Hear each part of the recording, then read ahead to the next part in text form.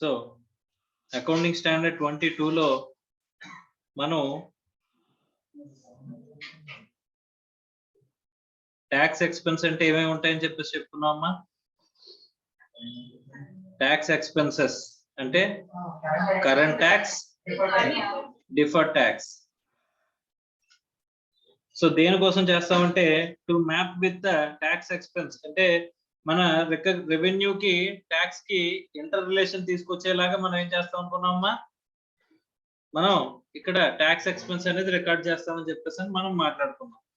ఇక్కడ మనకి బేసిక్ ఏంటంటే కనుక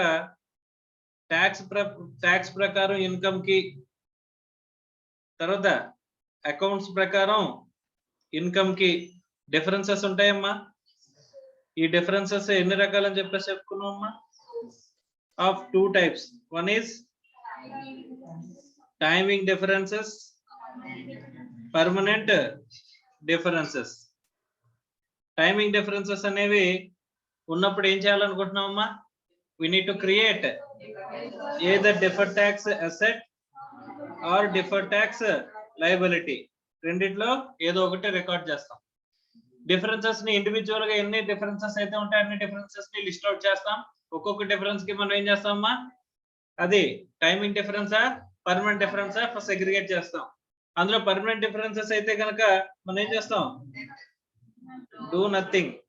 ఓకే, నథింగ్, ఏం చేయం మనం. బట్ టైమింగ్ డిఫరెన్సెస్ వచ్చేసరికి ఏం చేస్తామమ్మా, డెఫర్డ్ ట్యాక్స్ అసెట్ కానీ డిఫర్డ్ ట్యాక్స్ లయబిలిటీ కానీ బేసిస్ లో, అంటే దాని బేసిస్ లో మనం క్రియేట్ చేస్తాం. మనం అకౌంటింగ్ ప్రకారం ప్రాఫిట్ ఎక్కువ ఉండి ట్యాక్స్ ప్రకారం ప్రాఫిట్ తక్కువ ఉంది అనుకోమ్మా, ఏం క్రియేట్ అవుతుంది సరిగ్గా చూడండి. ఇది ట్యాక్స్, ఇది అకౌంట్స్ అనుకుంటే కనుక ట్యాక్స్ ప్రకారం మనకి ఇన్కమ్ తక్కువ ఉంది అంటే ట్యాక్స్ కూడా ఏమవుద్ది, తక్కువ. సో అకౌంటింగ్ ప్రకారం ఇన్కమ్ ఎక్కువ, ట్యాక్స్ కూడా ఎక్కువ. మనం ఏం క్రియేట్ చేస్తాం, డిఫర్డ్ ట్యాక్స్ లయబిలిటీ క్రియేట్ చేయాలి. అర్థమైందా, అంటే తక్కువ కడుతున్నట్టు ఎక్కువ కడుతున్నట్టు. మనం ట్యాక్స్ కరెంట్ ట్యాక్స్ అనేది తక్కువ కడుతున్నాము, కానీ కట్టాల్సింది ఎంత, లయబిలిటీ అకౌంటింగ్ ప్రాఫిట్ ప్రకారం ఎక్కువ. కాబట్టి ఏం చేస్తాం, డిఫర్డ్ ట్యాక్స్ లయబిలిటీ క్రియేట్ చేస్తాం. ఒకవేళ అది ఫ్యూచర్ లో ఏమవుతుంది, నెక్స్ట్ ఫ్యూచర్ లో ఏమవుతుందమ్మా, మనకి అకౌంటింగ్ ప్రకారం ప్రాఫిట్, ట్యాక్స్ ప్రకారం ప్రాఫిట్ ఎక్కువ ఉంటది, అకౌంటింగ్ ప్రకారం ప్రాఫిట్ తక్కువ ఉంటది. సో దట్ ట్యాక్స్ కూడా ఏమవుద్ది, మనం ఏం చేస్తాం, ఎక్కువ కడతాం. అప్పుడు ఏమవుద్ది, ఎసెట్ క్రియేట్ అవుతుంది. ఇంత ముందు లయబిలిటీ క్రియేట్ అయింది, రివర్స్ అయ్యి ఇప్పుడు ఏమైంది, ఎసెట్ క్రియేట్ అయింది. సో దట్ ఏమవుద్దమ్మా, రెండు కూడా సెట్ ఆఫ్ అవుతాయి. అర్థమైందా, రైట్ సార్. ఇప్పుడు మనం deferred tax asset, deferred tax liability ఈ రెండు కూడా క్రియేట్ చేస్తాం. దేని బేస్ చేసుకుని చేయాలి, మరి డిఫర్డ్ ట్యాక్స్ లయబిలిటీ పర్లేదు, డిఫర్డ్ ట్యాక్స్ అసెట్ క్రియేట్ చేసేటప్పుడు మాత్రం మనం ఏం చూడాలంట, ప్రూడెన్స్.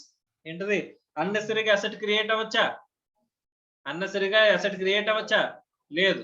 ఏమని ఇక్కడ మనకి ఉండాలంటే రీజనబుల్ సర్టెనిటీ కావాలంట. ఏం కావాలమ్మా, రీజనబుల్ సర్టెనిటీ. ఫ్యూచర్ లో ఇది రివర్స్ అవుతుంది అన్న రీజనబుల్ సర్టెనిటీ ఉంటేనే మనం ఏం చేయాలి, అసెట్ ని క్రియేట్ చేయాలని చెప్పేసి, డిఫర్డ్ ట్యాక్స్ అసెట్ ని క్రియేట్ చేయాలని చెప్పేసి మనకి చెప్తున్నారమ్మా. Is it clear or not, అర్థమైందా. సో ఫార్ మనం రికగ్నిషన్, మెజర్మెంట్ కూడా మనం మాట్లాడుకున్నాం కదమ్మా. Yes or no. Next,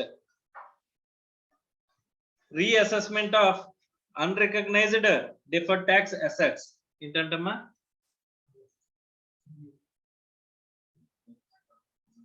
reassessment అంటే ఏంటి సార్, మళ్ళీ క్యాలిక్యులేట్ చేయడమా. అన్రికగ్నైజ్డ్ డిఫర్డ్ ట్యాక్స్ అసెట్స్ అంటే ఇంతకు ముందు రీజనబుల్ సర్టెనిటీ లేక మనం ఏదైనా అసెట్ ని క్రియేట్ చేయడం ఆపేసాం అనుకోమ్మా, ఇప్పుడు మళ్ళీ చెక్ చేసుకోవాలంట. ఏం చెక్ చేయాలి, ఇప్పుడు అసెట్ ని క్రియేట్ చేయొచ్చా, ఫ్యూచర్ లో ఇది రివర్స్ అవుతుందా అనేది మనం చెక్ చేయాలంట. Okay, right. At each balance sheet date an enterprise should reassess the unrecognized deferred tax assets. The enterprise recognizes previously unrecognized deferred tax assets to the extent it has become reasonably certain or virtually certain. అమ్మా ఇంతకు ముందు ఎందుకు create చేయలేదు asset ని, అది reasonable గా certainty లేదు. ఏమని, ఫ్యూచర్ లో లయబిలిటీ క్రియేట్ అవుతుంది, దాన్ని సెట్ ఆఫ్ అవుతుందని మనకేం లేదు, రీజనబుల్ అష్యూరెన్స్ లేదు, రీజనబుల్ సర్టెనిటీ లేదు. ఇప్పుడు రీజనబుల్ సర్టెనిటీ వచ్చిందా అని చెప్పేసి ప్రతి బ్యాలెన్స్ షీట్ కి previously unrecognised deferred tax assets ని మనం చెక్ చేయాలంట. అర్థమైందా? ఒకవేళ సర్టెనిటీ ఈ స్టేజ్ లో వచ్చింది అనుకోమ్మా, మనం ఏం చేయాలి? ఇమ్మీడియట్ గా డిఫర్డ్ ట్యాక్స్ అసెట్ ని క్రియేట్ చేయాలంట. అర్థమైందా? As the case may be that sufficient future taxable income will be available against which deferred tax asset can be realized. ఇప్పుడు మనం క్రియేట్ చేసిన డిఫర్డ్ ట్యాక్స్ అసెట్ ఫ్యూచర్ లో deferred tax liability కింద convert అవుతుందనే reasonable assurance ప్రతి balance sheet date కి previously unrecognised వాటికి మనం చెక్ చేసుకోవాలి. అర్థమవుతుందా? Clear or not? Next sir, ఒకవేళ మనం ఆల్రెడీ క్రియేట్ చేసేసాం, డిఫర్డ్ ట్యాక్స్ అసెట్ క్రియేట్ చేసేసాం, కానీ అంటే అప్పుడు రీజనబుల్ సర్టెనిటీ ఉంది మనం క్రియేట్ చేసిన రోజున, ఇప్పుడు రీజనబుల్ సర్టెనిటీ లేకపోతే at the end of the balance sheet date out ఇంత ముందు క్రియేట్ చేసాం, క్రియేట్ చేయలేదు డిఫర్డ్ ట్యాక్స్ అసెట్ ని. ఎందుకు క్రియేట్ చేసాం? ఆ రోజున రీజనబుల్ సర్టెనిటీ ఉంది కాబట్టి. కానీ ఇప్పుడు రీజనబుల్ సర్టెనిటీ లేకపోతే అర్థమైందా? సో అందుకని చెప్పేసి మనం ఏం చేయాలంటమ్మా, రివ్యూ చేసుకోవాలంట. ఏం చేయాలి? Review. So review of previously recognised deferred tax assets. మా పై పేరాకి ఈ పేరాకి డిఫరెన్స్ ఏంటంటే, ఇక్కడ మనం అసలు రికగ్నైజే చేయలే, అన్రికగ్నైజ్డ్. ఏంటి? ప్రీవియస్లీ అన్రికగ్నైజ్డ్ వాటి గురించి ఇక్కడ మాట్లాడాం. ఇక్కడ ప్రీవియస్లీ రికగ్నైజ్డ్, ప్రీవియస్ గా మనం రికగ్నైజ్ చేసామో చేయలేదా? సో ఆ రికగ్నైజ్ చేసిన దాన్ని మనం ఎప్పటికప్పుడు నిజంగా అసెట్ రియల్ గా ఉందా లేదా, తర్వాత అది రియలైజ్ అవుతుందా అవదా అని చెప్పేసి చూసుకోవాలా లేదా? చూసుకోవాలంటే దానికోసం ఏమంటున్నాడమ్మా, review. The carrying amount of the deferred tax asset should be reviewed at each balance sheet date. An enterprise should write down the carrying amount of the deferred tax asset to the extent that is no longer reasonably certain or virtually certain. మా అసలు certainty లేదు అనుకుంటే కనుక balance sheet లో asset కింద చూపించడం కరెక్టా? ఏం చేయమంటున్నాడు? తీసుకెళ్లి రైట్ ఆఫ్ చేసేయమంటున్నాడు. అంటే P&L కి చార్జ్ చేసి పడేయమంటున్నాడు. అర్థం అవుతుందా? Is it clear or not? As the case may be, the sufficient future taxable income will be available against which deferred tax asset can be realized. Any such a written down may be reversed to the extent it becomes reasonably certain or virtually certain. ఒకవేళ తర్వాత మళ్ళీ review చేస్తాం కదా మన next balance sheet కి, అప్పుడు మళ్ళీ reasonable certainty వచ్చింది అనుకో, మళ్ళీ ఏం చేస్తాం? అసెట్ ని క్రియేట్ చేసుకోమంటున్నాడు. అంటే మీరు జాగ్రత్తగా చూడాల్సింది ఏంటంటే, డిఫర్డ్ ట్యాక్స్ అసెట్ కనుక కనిపించినట్లయితే ఆ డిఫర్డ్ ట్యాక్స్ అసెట్ ని మనం ఎప్పటికప్పుడు ఏం చేసుకుంటా ఉండాలంటమ్మా, రివ్యూ చేసుకుంటా ఉండాలి. ఓకేనా? ఆల్రెడీ క్రియేటెడ్ వాటిని రివ్యూ చేస్తాం. ఒకవేళ అసలు ప్రీవియస్ గా అన్రికగ్నైజ్డ్ వాటిని మళ్ళీ ఏం చేయాలి? రికగ్నైజ్ చేయాలా లేదా అనేది రీఅసెస్మెంట్ చేస్తాం. అర్థమైందా?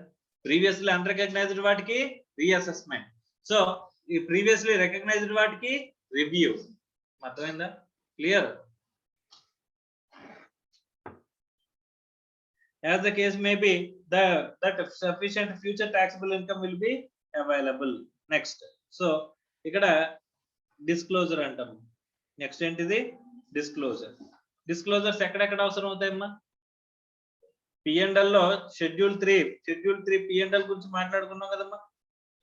మాట్లాడుకోలేదా? షెడ్యూల్ 3 P&L లో వర్టికల్ ఫార్మాట్ ఉంటుందా, హారిజాంటల్ ఫార్మాట్ ఉంటుందా? వర్టికల్. ఇందులో P&L లో మనం ట్యాక్స్ ఎక్స్పెన్స్ అని చెప్పేసి చూపిస్తామని చెప్పానో లేదమ్మా? ట్యాక్స్ ఎక్స్పెన్స్ అని చెప్పేసి కరెంట్ ట్యాక్స్, తర్వాత డిఫర్డ్ ట్యాక్స్. ఇది తీసేసిన తర్వాత, ఈ రెండు తీసేసిన తర్వాత మనకేమొస్తుందమ్మా? నెట్ ప్రాఫిట్ ఆఫ్టర్ ట్యాక్స్ వస్తుంది. ఈ నెట్ ప్రాఫిట్ ఆఫ్టర్ ట్యాక్స్ తర్వాత మనకి బేసిక్ ఈపీఎస్, డైల్యూటెడ్ ఈపీఎస్. ఇది ఏమో ఈ AS 20 ప్రకారం, ఇదేమో AS 22 ప్రకారం. అర్థమైందా? ఇది P&L లో కనిపిస్తుంది అని చెప్పేసి మనం మాట్లాడుకున్నాం కదమ్మా. Yes or no? Right. So ఇప్పుడు స్టేట్మెంట్ ఆఫ్ P&L లో ఏం చూపిస్తామని చెప్పేసి చెప్తున్నాడు.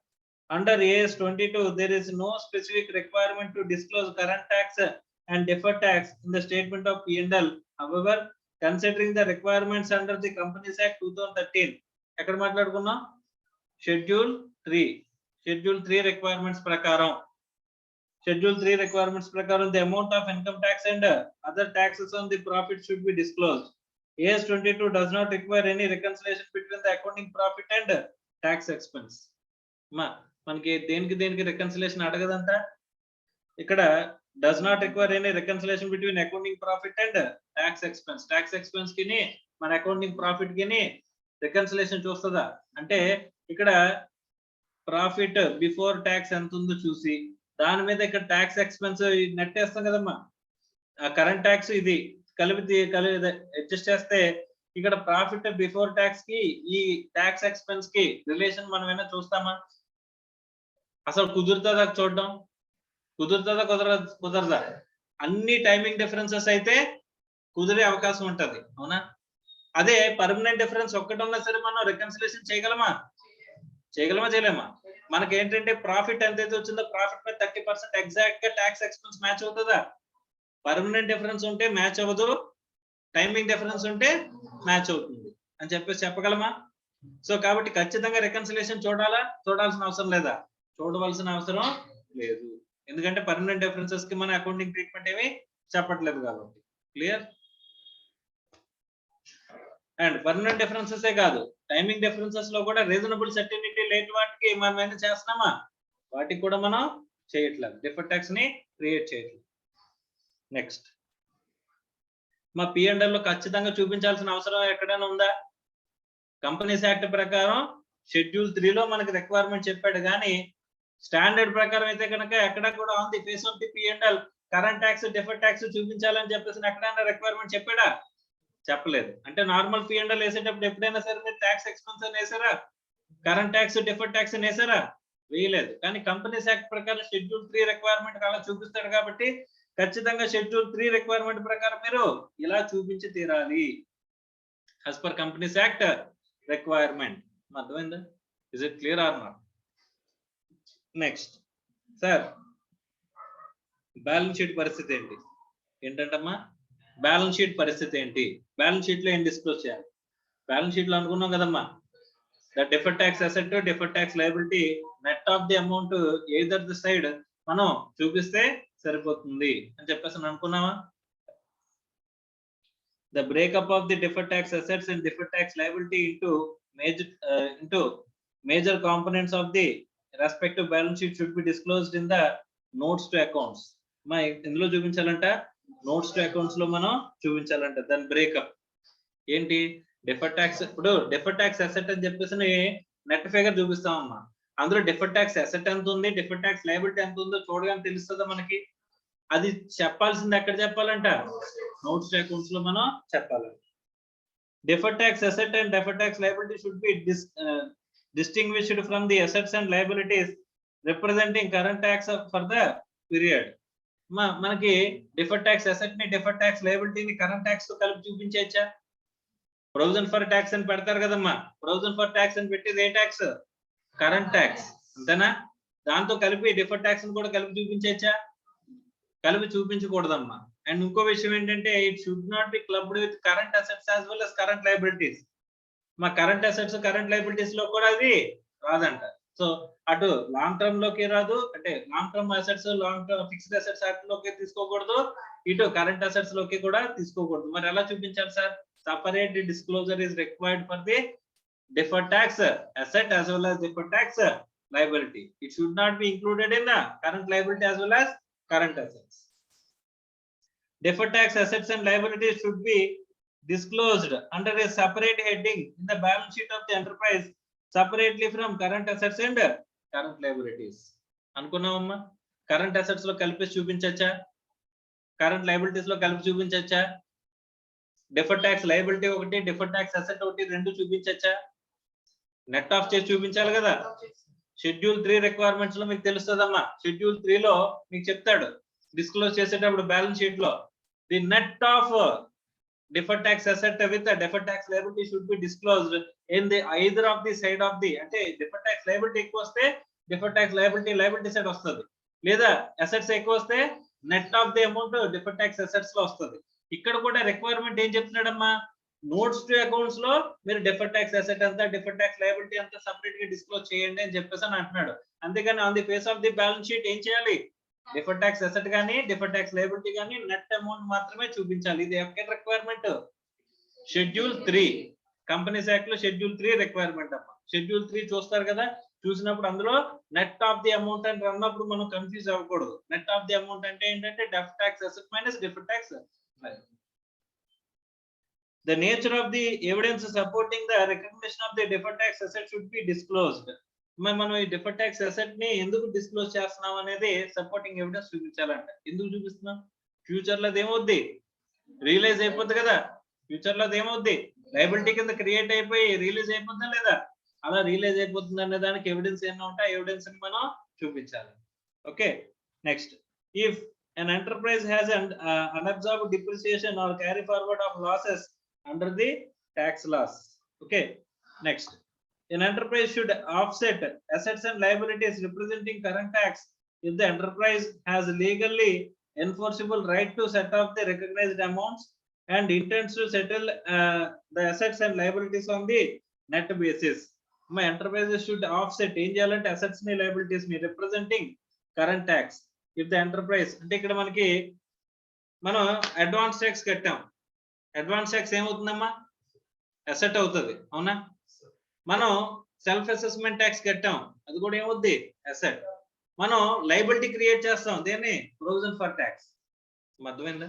మనం ట్యాక్స్ ఎక్స్పెన్స్ లో కరెంట్ ట్యాక్స్ అని ఏదైతే అంటామో కరెంట్ ట్యాక్స్ ని మనం కట్టాల్సిన ట్యాక్స్ ని లయబిలిటీ కింద క్రియేట్ చేస్తాం, లేదా ప్రొవిజన్ ఫర్ ట్యాక్స్ ని మనం ట్యాక్స్ కట్టామనుకోమా, దాన్ని ఏం చేస్తాం? దాన్ని ఏం చేస్తాం? అసెట్ సైడ్ కట్టినట్టు చూపిస్తాం, చూపించమా? అడ్వాన్స్ ట్యాక్స్ కడితే అడ్వాన్స్ ట్యాక్స్ కట్టినట్టు చూపిస్తాం, ట్యాక్స్ కడితే ట్యాక్సెస్ పెయిడ్ చూపిస్తాం. అదే అమౌంట్ లయబిలిటీ కింద ఉంది, అదే అమౌంట్ ఇందులో ఉంది, అసెట్ కింద ఉంది. కట్టాల్సింది లయబిలిటీ, కట్టేసింది అసెట్. రెండింటిని నెట్ ఆఫ్ చేయొచ్చా? మీరు 31st మార్చికి వచ్చేసరికి ఎంత ట్యాక్స్ కట్టాలో తెలుసు కదా, మీకు ప్రాఫిట్ ఎంత వస్తుందో తెలుసు కదా. అలాంటప్పుడు మీరు ఏం చేస్తారు? ప్రొవిజన్ ఫర్ ట్యాక్స్ వేస్తారా ఏరా? సో మీరు ఇన్కమ్ ట్యాక్స్ కట్టాల్సిన రోజు వచ్చినప్పుడు కట్టేసిన తర్వాత రిటర్న్ ఫైల్ చేస్తారు కదమ్మా. కట్టిన రోజు ఏమని చూపించుకుంటారు? అసెట్ కింద చూపించుకుంటారు లేదా? ఇన్కమ్ ట్యాక్స్ పెయిడ్ అని చెప్పేసి దాన్ని ప్రొవిజన్ ఫర్ ట్యాక్స్ తో అడ్జస్ట్ చేయొచ్చా చేయకూడదా అని చెప్పేసి అడుగుతున్నాడు ఇక్కడ క్వశ్చన్. అర్థమైందా? Yes or no? సో ఆ పే చేసిన అసెట్ పే చేసిన ట్యాక్స్ ని పే చేయాలి అని చెప్పేసి ప్రొవిజన్ ఏదైతే క్రియేట్ చేశారో రెండింటిని నెట్ ఆఫ్ చేసి చూపించచ్చా? Yes or no? ఎస్, అది చెప్తుంది అదే, నెట్ ఆఫ్ చేసి చూపించచ్చు. The enterprise should set off or offset assets and liabilities representing current tax if the enterprise has legally enforceable right to set off the recognized assets, recognized amounts and intends to settle the assets and liabilities on a net basis. అంటే ఇప్పుడు మీరు 31st March 2022 అనుకుందాం అమ్మా. Okay, year కి సంబంధించిన tax ని మీరు ఏం చేస్తారు? ప్రొవిజన్ ఫర్ ట్యాక్స్ అని చెప్పేసి లయబిలిటీ క్రియేట్ చేస్తారు, చేయరా? దీని తర్వాత ఇయర్ లో మీరు ఏం చేస్తారమ్మా? 31st మార్చ్ 2023లో ఆల్రెడీ అప్పటికి ఈ ప్రొవిజన్ ఫర్ ట్యాక్స్ అలాగే ఉంటది. మీరు ఆ ఇయర్ లో ఏం చేయాల్సి వస్తుంది? ట్యాక్స్ పే చేయాల్సిన అవసరం వస్తుంది కదా. రిటర్న్ ఫైల్ చేయాలా అంటే ఇన్కమ్ పర్టికులర్స్ అన్ని చూపిస్తూ ఫామ్ ఫైల్ చేయాలనుకున్నాం. ఫామ్ ఏమన్నాం? రిటర్న్ ఆఫ్ ఇన్కమ్ అనుకున్నాం కదమ్మా. సో ఆ రిటర్న్ ని మనం ఫైల్ చేయాలనుకున్నాం లేదా? ఆ రిటర్న్ ఫైల్ చేసేటప్పుడు ట్యాక్స్ పే చేస్తేనే రిటర్న్ ఫైల్ చేయగలం. ఆ ట్యాక్స్ పే చేసాం అనుకోమ్మా, ట్యాక్స్ పే చేస్తే taxes paid, that maybe taxes paid as an asset కింద చూపించుకోవచ్చు, లేదా మనం ముందే కట్టేసి ఉంటే దాన్ని అడ్వాన్స్ ట్యాక్స్ అని చెప్పేసి అసెట్ కింద చూపించుకోవచ్చు. ఇది ప్రొవిజన్ ఫర్ ట్యాక్స్ కరెంట్ ట్యాక్సా డిఫర్డ్ ట్యాక్సా? కరెంట్ ట్యాక్సే కదమ్మా, రైట్. సో మీకు సెల్ఫ్ అసెస్మెంట్ అంటే ఇన్కమ్ ట్యాక్స్ లీగల్ గా అసెస్మెంట్ కూడా కంప్లీట్ అయిపోయింది. సపోజ్ అసెస్మెంట్ అంటే డిపార్ట్మెంట్ వాడు మీ తరపున క్యాలిక్యులేషన్స్ చేసేసి ఎస్ మీ ట్యాక్స్ ఎంత అంటే ఇక్కడ ప్రొవిజన్ ఫర్ ట్యాక్స్ ఎంత అయితే ఉందో అది అని చెప్పాడు. అలాగే ఇక్కడ మీరు ట్యాక్సెస్ అన్ని కూడా పే చేస్తారని చెప్పేసి కన్ఫర్మ్ చేశాడు. చేస్తే ఇంకా ఇటువైపు లయబిలిటీని ఇటువైపు అసెట్ ని చూపించుకోవాల్సిన అవసరం ఉందా లేదా? నెట్ చేసి నెట్ చూపించొచ్చా లేదా? Yes or no? క్లియర్? ఇంకా పే చేయాల్సి వస్తే పే చేయాలని, ఆల్రెడీ పే చేస్తే మనకి ఇంకా రావాలని చూపించుకోవచ్చమ్మా? Yes or no? Next, an enterprise should offset deferred tax assets and deferred tax liabilities if enterprise has legally enforced right to set off offset against liabilities representing the current tax and deferred tax assets and deferred tax liabilities relate to the taxes on income levied by the same governing tax laws. అమ్మ same governing tax loss ప్రకారం గనక మీరు asset liability create చేస్తున్నట్లయితే రెండింటిని net off చేసి చూపించుకోవచ్చా? మా current tax గురించి okay. ఇప్పుడు ఏంటంటే deferred tax asset, deferred tax liability, ఇటువైపు ఏంటి డిఫర్డ్ ట్యాక్స్ అసెట్, ఈ రెండింటిని నెట్ ఆఫ్ చేసి చూపించుకోవచ్చా లేదా? ఎస్, నెట్ ఆఫ్ చేసి చూపించుకోవచ్చు. అర్థమైందా? కరెంట్ ట్యాక్స్ ని నెట్ ఆఫ్ చేసి చూపించుకోవచ్చు, డిఫర్డ్ ట్యాక్స్ ని కూడా నెట్ ఆఫ్ చేసి చూపించుకోవచ్చు, డిస్క్లోజ్ చేయొచ్చు. ఎక్కడ? On the face of the balance sheet. అర్థమైందా? Is it clear or not?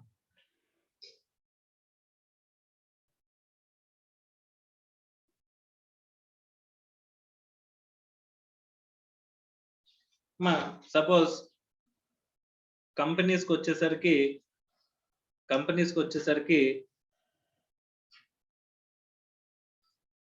Normal tax rates ఏంటిది? Normal tax rates, MAT rate అంటారమ్మా. ఏంటిది? MAT rate. Sir what is normal tax rates and what is MAT rate అంటే, ఇప్పుడు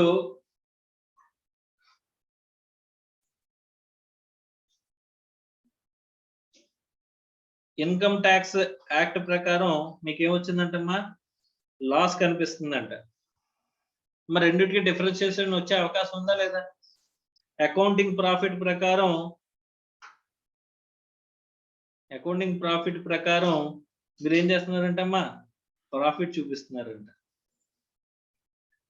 వచ్చే అవకాశం ఉందా లేదా? Yes or no? సో అంటే ఇన్కమ్ ట్యాక్స్ యాక్ట్ ప్రకారం చూస్తే కనుక మీకు లాస్ ఉంది, అకౌంటింగ్ ప్రాఫిట్ ప్రకారం చూస్తే కనుక మీకు ప్రాఫిట్ ఉంది. అర్థమైందా? Yes or no? అయితే ఇక్కడ ఇన్కమ్ ట్యాక్స్ కట్టాల్సిన అవసరం ఉందా? కరెంట్ ట్యాక్స్ కట్టాల్సిన అవసరం ఉందా ఇక్కడ? లేదు కదా. సో అలాంటి సిచ్యువేషన్ లో కంపెనీలు ఎక్కడ మిస్ అయిపోతున్నాయా అని చెప్పేసి, అంటే అకౌంటింగ్ ప్రకారం ప్రాఫిట్ వచ్చింది, ఇన్కమ్ ట్యాక్స్ యాక్ట్ ప్రకారం లాస్ వచ్చింది. అవునా? అంటే కంపెనీ దగ్గర నుంచి ఇన్కమ్ ట్యాక్స్ ఏమైనా డబ్బులు తీసుకోగలడా? తీసుకోలేడు కదా. అందుకోసం చెప్పేసి ఎక్కడ ట్యాక్స్ కట్టడం అనే అలవాటు పోతుందో ఆ కంపెనీ వాడికి, లాసులు వస్తేనే బాగుంది, ట్యాక్సులు లేవు అని చెప్పేసి అనుకుంటాడేమో అని చెప్పేసి మినిమం ఆల్టర్నేటివ్ ట్యాక్స్ అని చెప్పేసి ఏంటమ్మా దాని పేరేంటి? మ్యాట్ ట్యాక్స్ పెట్టాడమ్మా. ఓకే, ఈ మ్యాట్ ట్యాక్స్ దేని మీద కట్టాలి తెలుసా? దేని మీద? అకౌంటింగ్ ప్రాఫిట్ మీద విత్ సమ్ అడ్జస్ట్మెంట్స్. ఏంటంటే with some adjustments. Accounting profit తీసుకొని కొన్ని అడ్జస్ట్మెంట్స్ చేసి దాని మీద మీరు ఏం కట్టాలంట? Mat tax కట్టాలంట. అర్థమైందా? నార్మల్ ట్యాక్స్ రేట్ అయితే 30% అనుకుంటే కనుక మ్యాట్ ట్యాక్స్ రేట్ వచ్చేసరికి అరౌండ్ 18.5% మ్యాట్ రేట్ పడుతుందంట. అర్థమైందా? ఒకవేళ మ్యాట్ కూడా పడకూడదంటే ఏం చేయాలి మీరు? అకౌంటింగ్ ప్రకారం కూడా లాసే చూపించాలి. అర్థమైందా? సో అకౌంటింగ్ ప్రకారం లాస్ చూపించకుండా మీరు ప్రాఫిట్ చూపించి, అంటే బ్యాంక్ వాళ్ళకి ఇచ్చేటప్పుడు ఏమి ఇస్తాం? ఫైనాన్షియల్స్ ఇస్తాం అకౌంట్స్ పరంగా. అవునా? వాళ్ళకేమో ప్రాఫిట్ లో ఉన్నామని ఇచ్చి, ఇన్కమ్ ట్యాక్స్ దగ్గరికి వెళ్తే అడుగుతుంటున్నాను నేను లాసుల్లో ఉన్నానని చెప్పేసానంటే వదిలేస్తాడా? బ్యాంక్ దగ్గరికి వెళ్ళి ఏం చెప్పావని అడుగుతాడు. అడగడా? ఏమని అంటాడు? అకౌంటింగ్ ప్రకారం ప్రాఫిట్ చూపిస్తున్నావు కదా, దాని మీద ట్యాక్స్ కట్టే. ఎంత? 18.5%. మళ్ళీ ట్యాక్స్ కట్టే అలవాటు పోద్ది నీకు. అందుకని చెప్పేసి మినిమం ఆల్టర్నేటివ్ ట్యాక్స్ అని చెప్పేసి మినిమం ఆల్టర్నేటివ్ ట్యాక్స్ అనేది లెవీ చేస్తానంట. అర్థమైందా? Is it clear or not? So sir ఇప్పుడు నా క్వశ్చన్ ఏంటంటే, మనకి ఎన్ని రకాల ట్యాక్స్ రేట్స్ ఉన్నాయి ఇక్కడ? Normal tax rates, MAT rates. అవునా? Is it clear or not? Deferred tax asset liability ఏ రేట్స్ కి చేయాలి? నార్మల్ రేట్స్ కి చేయాలా? మ్యాట్ రేట్స్ కి చేయాలా? మ్యాట్ రేట్స్ కా? నార్మల్ ట్యాక్స్ రేట్స్ కా? తెలీదా? రైట్, సింపుల్ అమ్మా. ఇప్పటి వరకు స్టాండర్డ్ ఎంతసేపు చూసారు కదా, ఎక్కడైనా మ్యాట్ అనే పదం వాడినారా? మ్యాట్ అనే పదం వెళ్ళలేదు కదా. కాబట్టి normal tax rates, MAT should not be considered. అర్థమైందా? సో మనం రెండు ఆప్షన్స్ ఇచ్చి రెండిట్లో ఒకటి కరెక్ట్ ఉందిరా అంటే ఖచ్చితంగా ఏం పట్టుకుంటాం? రాంగే పట్టుకుంటాం. ఓకేనా? సో అది మన ఏంటది రైట్. మళ్ళీ అక్కడ దాన్ని ఏమంటారు, ఆ సినారియోని మార్చకూడదు అని చెప్పేసి అని ఎల్లకాలం ప్రయత్నిస్తానే ఉంటారు. ఏంటి రాంగ్ చెప్పాలి అని చెప్పేసి.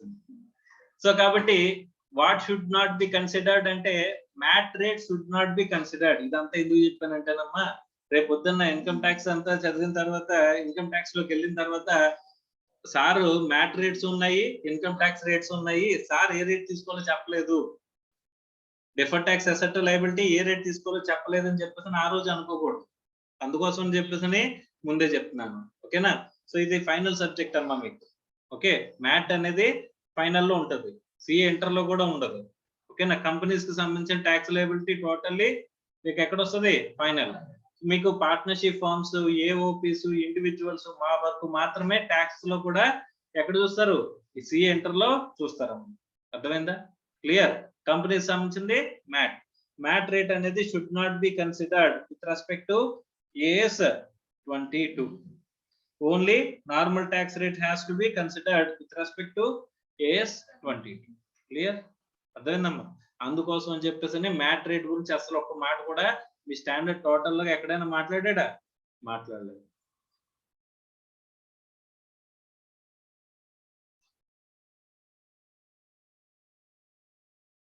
Next, so relevant explanation to AS 22 అన్నాడమ్మా. ఈ చాలా చిన్న చిన్నవే, ఒకసారి మీరు కూడా జస్ట్ కాన్సెప్ట్ చెప్తే మీరు చెప్పేస్తారు. Okay right. Accounting for taxes on income in the situations of tax holiday under the ATIA and ITIB of the Income Tax Act 1961 అని చెప్పేసి అంటున్నాడు. మరి ట్యాక్స్ హాలిడే అంటే అసలు ట్యాక్స్ కట్టాల్సిన అవసరం ఉందా? మీకు ట్యాక్స్ కట్టాల్సిన అవసరం ఉంటుందా అంటే ఈ పర్టికులర్ సెక్షన్స్ లో ఇండస్ట్రీస్ మనకి ఎస్టాబ్లిష్ చేస్తానంటమ్మా. అంటే వాడు స్పెసిఫై చేసిన ఏరియాస్ లో ఇండస్ట్రీస్ ఎస్టాబ్లిష్ చేస్తే వాళ్ళకి 80IA 80IB అని చెప్పేసి డిడక్షన్స్ ఇస్తాడంట. దాన్ని ఏమంటారమ్మా? డిడక్షన్స్. దాని మీద అంటే డిడక్షన్ అంటే ఏంటి సార్? ప్రాఫిట్ మీద మీరు అసలు ట్యాక్సే కట్టాల్సిన అవసరం లేదు. ప్రాఫిట్స్ అంతా కూడా ఎగ్జాంపుల్ డిడక్షన్ లోకి వచ్చేస్తాయి. 100 కోట్లు ప్రాఫిట్ చూపించిన 100 కోట్లు కూడా డిడక్షన్ లో మైనస్ అయిపోద్ది. ప్రాఫిట్ ఎంత వచ్చేస్తుంది? Taxable profit 0. దాని మీద ట్యాక్స్ అయినా కట్టాలా? అంటే మీరు ఏ పీరియడ్ లో ఉన్నారు? ట్యాక్స్ హాలిడే పీరియడ్ లో ఉన్నారు. ఎందుకు ఇస్తారు సార్ ఇలాంటి? ఇండస్ట్రీస్ ఎస్టాబ్లిష్ చేయడానికి. అర్థమైందా? ఇండస్ట్రీస్ ఏం చేయాలి? ఎస్టాబ్లిష్ చేయడానికి. మనకి స్పెషల్ స్టేటస్ వచ్చింది అనుకోమ్మా, ఏమవుతుంది అంటే ట్యాక్స్ హాలిడే పీరియడ్ అనేది వస్తుంది. ఇక్కడ ఇండస్ట్రీస్ ఎవరైతే ఎస్టాబ్లిష్ చేస్తారో వాళ్ళకి నెక్స్ట్ 5 years ఇన్కమ్ ట్యాక్స్ మీద, ప్రాఫిట్ మీద ఇన్కమ్ ట్యాక్స్ ఉండదు. ఓకేనా? క్లియర్? రైట్. సో ఇలాంటి సిచ్యువేషన్ లో deferred tax asset liability create చేయాలా అవసరం లేదు.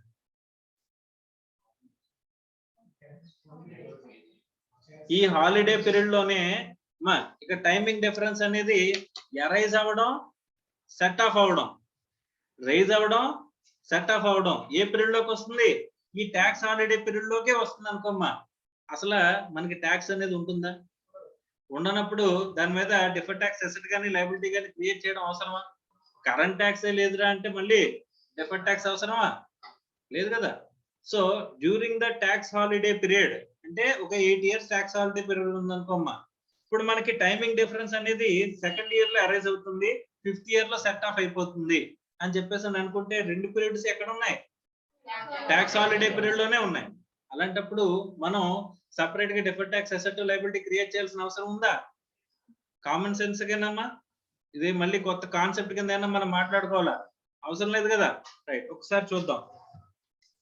The deferred tax in respect of timing differences which reverse during the tax holiday period should not be recognized to the extent of enterprise gross total income is subject to deduction during the tax holiday period as per the requirements of the act. మీకు గనక ఈ deduction కనుక వస్తున్నట్లయితే tax అంటే ఈ asset rise అవ్వడం, asset release అవ్వడం రెండు కూడా ఎందులోకి వస్తాయి? లయబిలిటీ రైజ్ అవ్వడం, ఆ లయబిలిటీ సెట్ ఆఫ్ అవ్వడం ఏ పీరియడ్ లోకి రావాలి? ట్యాక్స్ హాలిడే పీరియడ్ లోకే వచ్చేస్తాయి అనుకుంటే మళ్ళీ మీరు క్రియేట్ చేయాల్సిన అవసరం ఉందా? Deferred tax asset liability create చేయాలా? లేదు కదమ్మా. సబ్జెక్ట్ ఏంటి? మీకు డిడక్షన్ అనేది వచ్చి ఉండాలి. Yes or no? Obviously yes or no? అర్థమైందమ్మా? Shall we move forward? Next, accounting for taxes on income in the situations of tax holiday under 10A and 10B. ఇది కూడా సేమ్ 10A 10B అని చెప్పేసానంటే మనకి like ఎలా ఉంటుందంటేనమ్మా, special economic zones లో అంటే special economic only for exports. Special economic zone అంటే ఏంటమ్మా? Only for exports. మనం ఏదైనా సరే ఇండస్ట్రీ ఎస్టాబ్లిష్ చేసి ఓన్లీ ఫర్ ఎక్స్పోర్ట్స్ చేస్తున్నాం అనుకోమ్మా, దానికి సంబంధించిన అక్కడ ఏం చేస్తాడంటే ఫస్ట్ 5 years మీరు ట్యాక్స్ కట్టాల్సిన అవసరం లేదు, 100% ట్యాక్స్ డిడక్షన్ అనేది ఇచ్చేస్తాము. ఓకే, ఇలాంటి హాలిడే పీరియడ్ చెప్తాడు. అక్కడ కూడా ఏమవుతుంది, డ్యూరింగ్ ద హాలిడే పీరియడ్ లో మీకు ఏం రైజ్ అవ్వాలి? ఎగ్జంప్షన్స్ వస్తాయి. డ్యూరింగ్ ద పీరియడ్ లో ట్యాక్స్ రైజ్ అయ్యి మళ్ళీ డ్యూరింగ్ ద పీరియడ్ లో సెట్ ఆఫ్ అయిపోతుంది. A period? హాలిడే పీరియడ్ లో సెట్ ఆఫ్ అయిపోతుంది అనుకున్న టైమింగ్ డిఫరెన్సెస్ ని మనం ఏం చేయాలి? Should not be considered. అర్థమైందా? Is it clear or not? So the same thing will continue here also. Okay, ఈ రెండు కూడా deductions ఏంటి? Exemptions. అర్థమైందమ్మా? Tax holiday period. So this is totally with respect to accounting standard 22.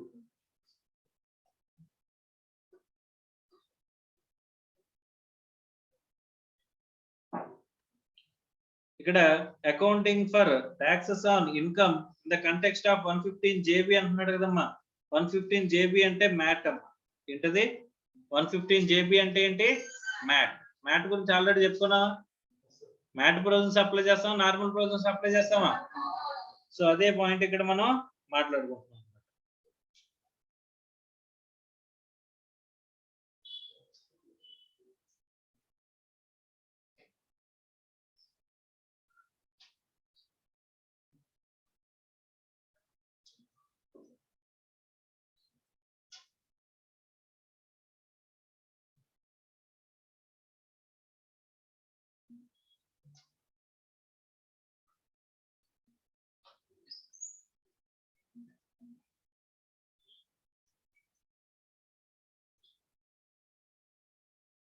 ఒక చిన్న problem చేద్దామమ్మా to get a better idea.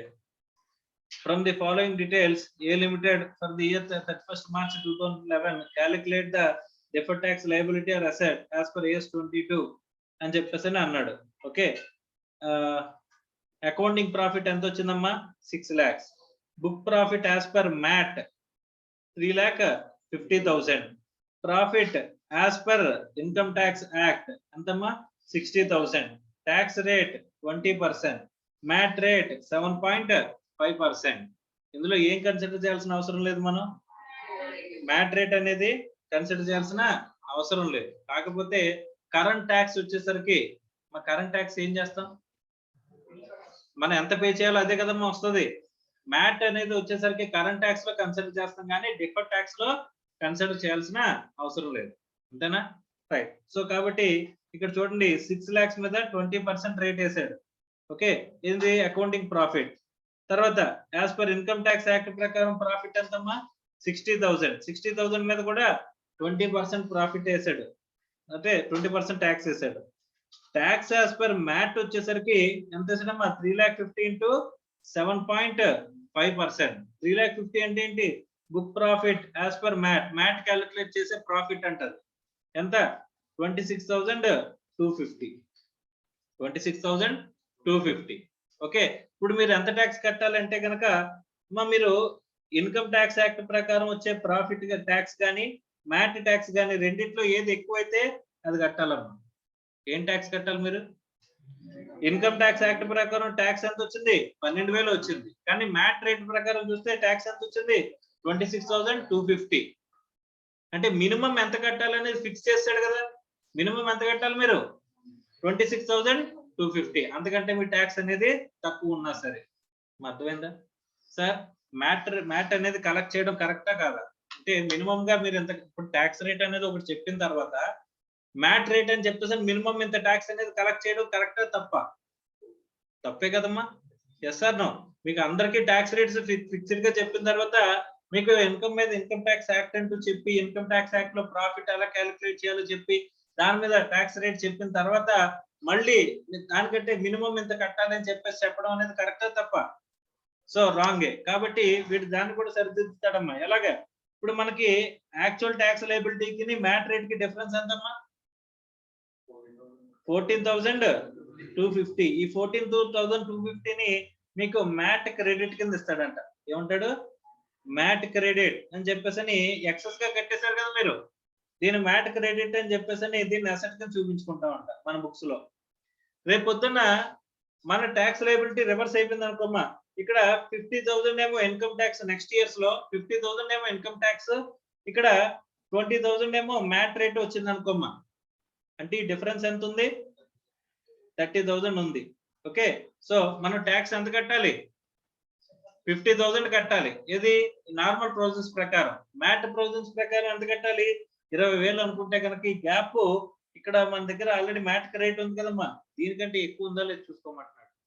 ఎక్కువ ఉంటే కనుక ఈ 14,250 ఎందులో తగ్గించామంటున్నాడు? 50,000 మైనస్ 14,250 అంటే ఎంతమ్మా? 35,750. ఎంత ట్యాక్స్ కట్టాలి మీరు నెక్స్ట్ ఇయర్? 35,750. అర్థమైందా? మ్యాట్ అనేది అన్నెసరిగా ముందు కలెక్ట్ చేస్తున్నాడు అంతే, కానీ దాన్ని ఏం చేస్తున్నాడు? మ్యాట్ క్రెడిట్ అని చెప్పేసి నెక్స్ట్ ఇయర్స్ కి అలౌ చేసేస్తున్నాడు అన్న. అర్థమైందా? Is it clear or not? అంటే ఎర్లీగా మీ దగ్గర ఎక్కువ కలెక్ట్ చేసేదానికి పెట్టిన ప్రొవిజనే మ్యాట్. మ్యాట్ పెట్టడం రాంగ్ కాబట్టి మ్యాట్ ని ఎక్సెస్ పెయిడ్ అంటే ఇన్కమ్ ట్యాక్స్ కంటే మీరు ఎంతైతే ఎక్సెస్ పే చేస్తున్నారో దాన్ని ఏం చేస్తున్నాడమ్మా? క్రెడిట్ కింద పెడుతున్నాడు. ఆ క్రెడిట్ ని నెక్స్ట్ ఇయర్స్ లో ఏం చేసుకోవచ్చు? అడ్జస్ట్ చేసుకోవచ్చు అంట. అర్థమైందా? సార్ ఈ మ్యాట్ క్రెడిట్ ని ఎన్నాళ్ళు నేను క్యారీ ఫార్వర్డ్ చేసుకోవచ్చు అంటే 10 ఇయర్స్ అంటారు. ఎన్నాళ్ళు ఇలా మ్యాట్ క్రెడిట్ అని చెప్పేసి 10 ఇయర్స్ నేను క్యారీ ఫార్వర్డ్ చేసుకుంటూ వెళ్ళొచ్చు. అర్థమైందా? క్లియర్? ఇప్పుడు మనకి కరెంట్ ట్యాక్స్ అంటే ఇక ట్యాక్స్ ఎక్స్పెన్స్ చెప్పండి అమ్మా. Current tax plus deferred tax అంతేనా? ఇక డిఫర్డ్ ట్యాక్స్ అంటే మనం ఏం చూడాలమ్మా? మనం అకౌంటింగ్ ప్రాఫిట్ ప్రకారం 1,20,000 అంతేనా? మనకి ఇన్కమ్ ట్యాక్స్ యాక్ట్ ప్రకారం 12,000 అంతేనా? Yes sir no? ఇది పూర్తిగా టైమింగ్ డిఫరెన్సెస్ వల్లే వచ్చిందని అజంప్షన్ తీసుకుంటే మనం ఏం చేస్తాం? ఎక్కువ కడుతున్నాం తక్కువ కడుతున్నాం? మనం తక్కువ కడుతున్నాం కదా. తక్కువ కడుతున్నప్పుడు ఏం చేస్తాం? లయబిలిటీ క్రియేట్ చేస్తామా? సో లయబిలిటీ ఎంత క్రియేట్ చేయాలి అంటే ఇక్కడ మ్యాట్ అని చెప్పేసి చూస్తాం కదా సార్, 26,250 కడుతున్నాం కదా మనం ఎంత కడుతున్నాం? 26,250 కడుతున్నాం కదా సార్. అలాంటప్పుడు మనం దేంతో కంపేర్ చేయాలి? డిఫర్డ్ ట్యాక్స్ ని. మా డిఫర్డ్ ట్యాక్స్ ని దేంతో కంపేర్ చేయాలి? That should be compared with deferred tax అనేది మనం చేసేటప్పుడు మనం ట్యాక్సెస్ ని అకౌంటింగ్ ప్రకారం ట్యాక్సెస్, తర్వాత ఇన్కమ్ ట్యాక్స్ యాక్ట్ ప్రకారం ట్యాక్సెస్ లో ఓన్లీ మ్యాట్ ని తీసి పక్కన పెట్టేయండి. ఏమంటున్నాడమ్మా? ఈ మ్యాట్ ని తీసి పక్కన పెట్టేయండి. ఏం చేయాలి ఇప్పుడు? 1,20,000 మైనస్ 12,000 దానికి మాత్రమే మనం డిఫర్డ్ ట్యాక్స్ లయబిలిటీ క్రియేట్ చేయండి. అర్థమైందా? Is it clear or not? Right sir. ఇక్కడ కరెంట్ ట్యాక్స్ అంటే ఎంత చూపిస్తున్నాడమ్మా? 12,000 అంటే ఏంటి? ఇన్కమ్ ట్యాక్స్ యాక్ట్ ప్రకారం మనకు వచ్చిన ట్యాక్స్ రేట్ ని ఇక్కడ కరెంట్ ట్యాక్స్ కింద చూపించుకుంటున్నాడు. అండ్ డిఫర్డ్ ట్యాక్స్ ఎంత? 1,08,000. అర్థమైందా? టోటల్ తో కలిసి ట్యాక్స్ ఎక్స్పెన్స్ ఎంత? అకౌంటింగ్ ప్రకారం వచ్చే. ఇక్కడ సబ్జెక్ట్ అజంప్షన్ ఏంటి? అజంప్షన్ ఏంటమ్మా? Total differences are timing differences. అంతేనా? టోటల్ డిఫరెన్సెస్ దేని వల్ల వచ్చాయంట? టైమింగ్ డిఫరెన్సెస్ వల్ల మనకి వచ్చాయి. చూడండి, amount to be debited to P&L account, profit and loss account ఎంత అంట? Current tax, deferred tax, excess of MAT over current tax అంటున్నాడు. మొత్తం మనం కడుతుంది ఎంత? 26,250 కదా. అంటే కరెంట్ ట్యాక్స్ ని టోటల్ గా నేను తీసుకుంటే మనం ఏం తీసుకోవచ్చు? 26,250 కింద నేను కరెంట్ ట్యాక్స్ ని తీసుకొచ్చమ్మా. ఎందుకంటే కరెంట్ ట్యాక్స్ ఎప్పుడు కూడా నీవు ఎంతైతే ట్యాక్స్ కడుతున్నావో అంతా వస్తుంది. అంతేనా? ప్లస్ మనకి డిఫర్డ్ ట్యాక్స్ ఎంత? మా డిఫర్డ్ ట్యాక్స్ ఎంత 1,08,000. So 26,250 plus 1,08,000. మీకు ఇక్కడ ఇలాగ డిఫరెన్షియేట్ చేసి చెప్పాడమ్మా, మ్యాట్ టు కరెంట్ ట్యాక్స్ అని చెప్పేసి. మీరు అలా చూపించుకోవాల్సిన అవసరం లేదు. Current tax can be considered as simply మీరు ఇన్కమ్ ట్యాక్స్ యాక్ట్ ప్రకారం ఎంత కడుతున్నారు. ఇన్కమ్ ట్యాక్స్ యాక్ట్ అంటే మ్యాట్ కూడా వస్తుంది కదా అందులో. సో అంటే ఎంత ట్యాక్స్ మీరు పే చేస్తున్నారు అంటే 26,250. So 26,250 plus 1,08,000. ఇది ఇంకా డీటెయిల్డ్ గా మీకు అర్థం కావడం కోసం కరెంట్ ట్యాక్స్ నేమో 12,000 అని, ఎక్సెస్ ఎంత పే చేస్తున్నాం 14,250 అని, ప్లస్ 1,08,000 డిఫర్డ్ ట్యాక్స్ అని మూడింటిని విడివిడిగా చూపించాడు. అలా చూపించుకోవాల్సిన అవసరం అయితే లేదు. కరెంట్ ట్యాక్స్ ఈక్వల్స్ టు ఎంత 26,250 ప్లస్ డిఫర్డ్ ట్యాక్స్ ఎంత. డిఫర్డ్ ట్యాక్స్ తీసుకునేటప్పుడు మాత్రం ఏం తీసుకోకూడదు, మ్యాట్ తీసుకోకూడదు. అర్థమైందా? Is it clear or not? Yes or no?